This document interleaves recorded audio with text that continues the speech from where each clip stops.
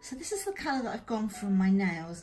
I should have thought about it and possibly put a colour on that matched my fingernails, which I haven't done. However, I have got gold on my fingernails as well, so it's not too bad. And also my hair is going to be red, so I'm kind of going to match top and bottom, if you like.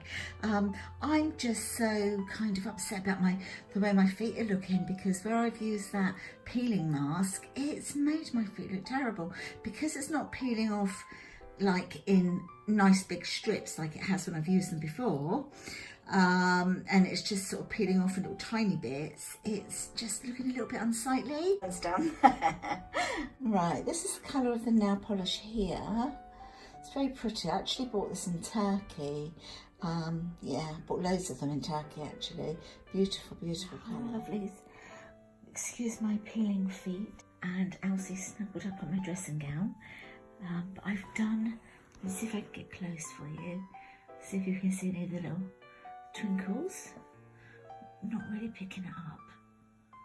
But I've put some glittery, not really picking it up there, but I have put some glittery on top of my toenails. This is what I've put on. And I'm going to put another coat of this on in the morning.